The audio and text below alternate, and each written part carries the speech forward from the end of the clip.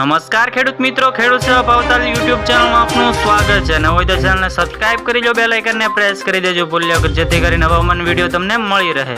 હવામાન વિભાગે આગાહી કરતા કહ્યું છે કે ગુજરાતમાં ક્યાંક વરસાદ તો ક્યાંક હીટવેવની વોર્નિંગ. હવામાન વિભાગે આગાહી કરતા કહ્યું છે જે આજે અને આવતીકાલે રાજ્યમાં છૂટાછવાયા વિસ્તારોમાં વરસાદની પૂર્વ અનુમાન છે. જે આ સાથે જ હીટવેવની પણ આગાહી કરવામાં આવી રહી છે. જે ગુજરાતમાં ક્યાંક વરસાદ તો ક્યાંક હીટવેવની વોર્નિંગ આપવામાં આવી રહી છે.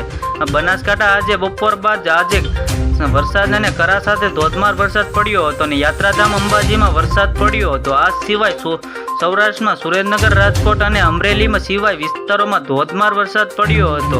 જે કચ્છમાં પણ કરા સાથે વરસાદ જોવા મળી રહ્યો હતો. જે બનાસકાંઠા આજે બપોર બાદ કરા સાથે ધોધમાર વરસાદ પડી રહ્યો હતો.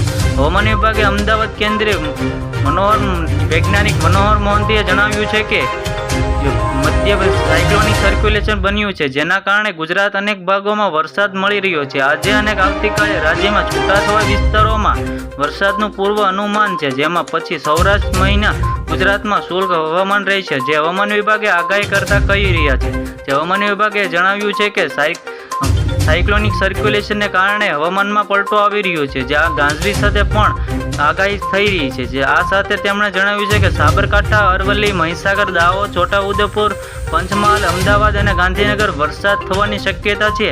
અને આજે કેટલાક વિસ્તારોમાં પણ ગાજવીજ સાથે વરસાદ થવાની શક્યતા છે. અને પવનની ગતિ 30 થી 40 કલાક પ્રતિ કલાક રહેવાની શક્યતા પણ જોવા મળી રહી છે. જે આ સાથે તેમણે જણાવ્યું છે જે સાબરકાંઠા, અરવલ્લી, મહેસાણા અને દાહોદ, છોટાઉદેપુર, પંચમહાલ, ખેડા જેવા વિસ્તારોમાં 30 થી 40 કિલોમીટર પ્રતિ કલાક રહેવાની શક્યતા છે.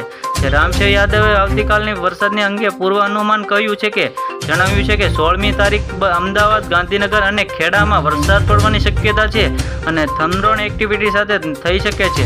જે રામશેર યાદવે જણાવ્યું છે 16મી તારીખ અમદાવાદ, ગાંધીનગર અને ખેડામાં વરસાદ થવાની શક્યતા પૂર્વ અનુમાન છે. જે રામશેર યાદવે જણાવ્યું છે. જે હવામાન વિભાગ મોટી આગાહી કરતા કહ્યું છે. આવી જ રીતે ફરી મળીએ. જોતા રહો ખેડૂત સેવા ભાવતાલ યુટ્યુબ ચેનલ.